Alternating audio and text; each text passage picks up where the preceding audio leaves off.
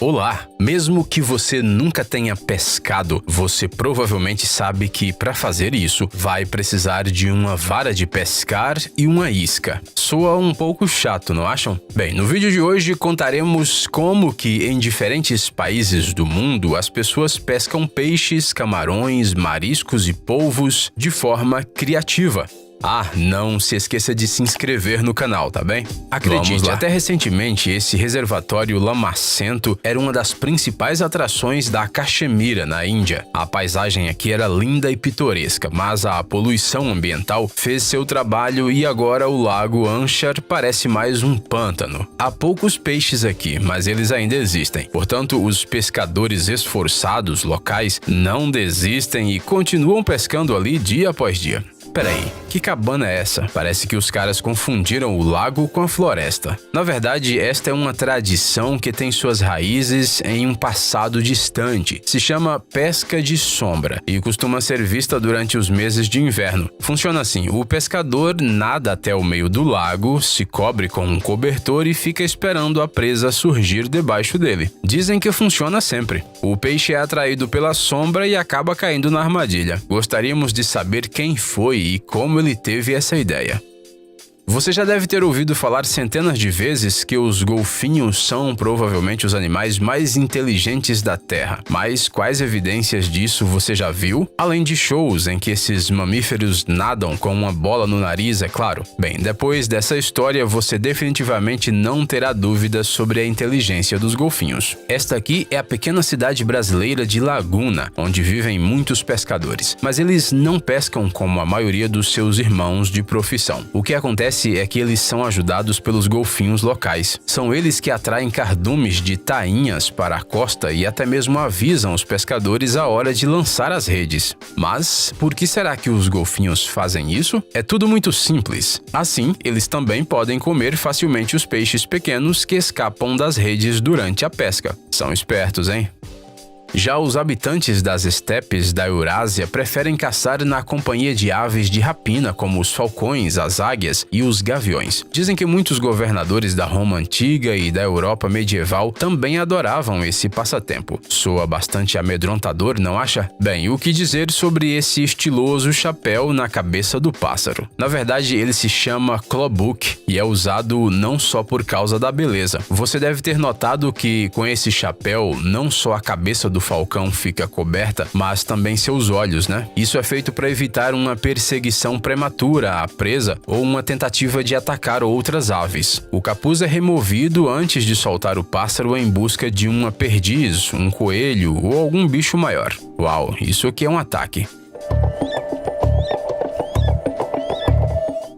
Vamos dizer só uma coisa, frutos do mar. E você já vai imaginar um prato apetitoso de camarão frito com algum molhinho apimentado. Adivinhamos? Bem, alguns frutos do mar causam mais nojo do que vontade de comê-los. O que você acha dessa belezura, por exemplo? Já está salivando? Este aqui é um molusco chamado concha de nevalha de gold e nos países asiáticos ele é considerado uma iguaria. Além disso, é muito mais fácil pegá-lo do que pescar um peixe ou um polvo. É só ir à praia, procurar pequenas depressões na areia, colocar um pouco de sal nelas e pronto. O molusco sensível à água salgada do mar acha que a maré começou a subir e o seu almoço vem direto para suas mãos. Na China e no Japão, os pescadores também são astutos. Muitos deles não precisam de varas para pescar. Eles usam esses pássaros engraçados chamados corvos marinhos, os quais são especialmente treinados para isso. Você deve estar se perguntando, mas por que os próprios pássaros não comem o peixe e sim o levam com toda a diligência ao dono? Bem, a resposta pode chocá-lo um pouco. Para fazer isso, os pescadores colocam laços especiais em volta do pescoço dos corvos marinhos que simplesmente os impedem de engolir presas grandes. Mas temos uma boa notícia, eles ainda podem comer peixinhos. Em Bangladesh, um truque semelhante é feito com lontras. Os animais são baixados dos barcos para a água, onde grandes redes são lançadas. Bem, as lontras fazem todo o trabalho sujo e rapidamente conduzem os peixes para o lugar desejado. Esperamos que essas trabalhadoras também ganhem alguma coisa.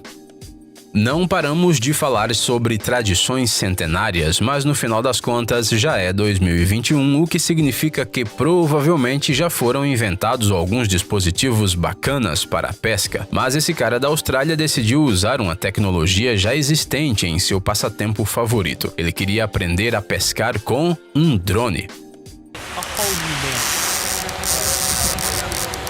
E sabe de uma coisa? O resultado superou todas as expectativas. O que você acha deste atum de 20 quilos que o gênio conseguiu apanhar com a ajuda de seu know-how? Não é nada surpreendente que muitos outros pescadores de outros países seguiram o exemplo do australiano. Conte pra nós nos comentários se você também ficou com vontade de testar. Mas lembre-se, um drone para essa aventura deve ser bastante caro, afinal os dispositivos mais frágeis correm o risco de simplesmente desabarem no mar.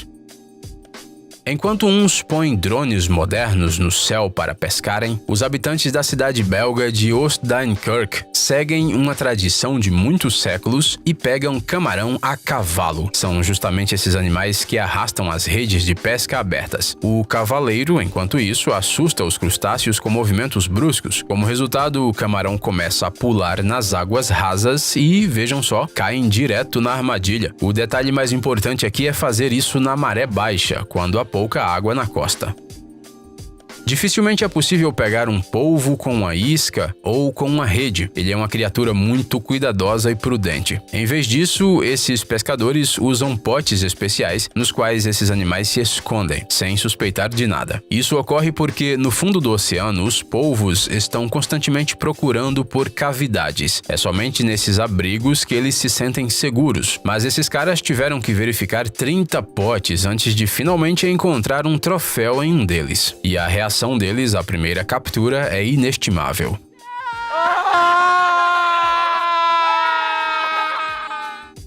Diga a verdade, você tem cócegas? Bem, você não está sozinho. Essa truta entenderia você perfeitamente. Não, sério. Existe até uma forma especial de apanhar trutas que se baseia em fazer cócegas nelas. Dizem que com essa técnica o peixe relaxa e deixa de resistir. Mas como chegar até ela e não assustá-la, isso é uma questão completamente diferente. As pessoas e os pássaros falam línguas completamente diferentes, claro, mas isso não significa que eles não sejam capazes de se entenderem. Veja você mesmo como esse cara da tribo Hadza, da Tanzânia, assobia comunicando-se com seus assistentes de penas.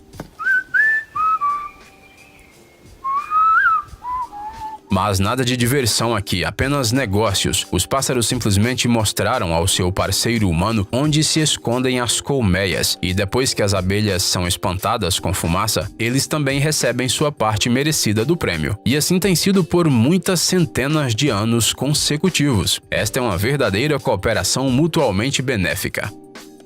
Você já se perguntou alguma vez como as pérolas são encontradas no oceano? Via de regra, esse não é um processo tão interessante. Elas são simplesmente cultivadas em fazendas especiais, assim como as batatas. Mas uma coisa completamente diferente é a história dos mergulhadores japoneses Ama, que coletam pérolas, algas e mariscos do fundo do mar há vários milênios. O mais interessante é que isso é feito principalmente por mulheres, em particular idosas. Isso porque, segundo as estatísticas, são as mulheres que conseguem prender a respiração por mais tempo e são menos suscetíveis à hipotermia. Há algumas décadas, as amas mergulhavam no mar sem equipamento especial, apenas com uma pequena bolsa amarrada na cintura. Hoje em dia, algumas delas usam máscaras e nadadeiras, mas ainda assim sua técnica é impressionante. A propósito, essas mergulhadoras também existem na Coreia, mas lá elas são chamadas de Haenyeo. Algumas dessas heroínas já têm mais de 80 anos e continuam mergulhando sem medo no oceano frio e sem equipamento de mergulho. Agora, lembre de quantos metros você pode nadar numa piscina segurando a respiração e compartilhe suas conquistas nos comentários. Os macacos são animais ágeis, astutos e muito rápidos. Pegá-los não é nada fácil, mas existe uma técnica que sempre funciona. Você faz um buraco em uma abóbora ou, por exemplo, em um cupinzeiro, enche de guloseimas de maneira que o macaco as veja. Aí você espera. Acredite, ele com certeza vai verificar o que está acontecendo ali. Pronto, o animal enfia a mão, mas não consegue tirá-la. Ele não sabe que para isso basta abrir a mão, mas aí ele terá que literalmente abrir mão de uma guloseima grátis. Bem, dá para entender o pobre bichinho.